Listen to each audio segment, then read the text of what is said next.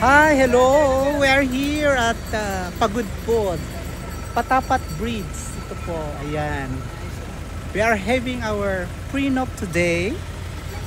Kaya, ayon po, habang busy sila, tayo naman po ay kumukuha ng magagandang tanawin dito sa Patapat. Ito yung famous bridge po ng Ilocos Norte. This is part of Ilocos Norte. Okay, yeah. Welcome to Patapat. Yeah.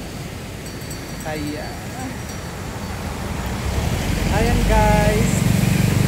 Napakagandang tanawin dito. Ayan. High tide.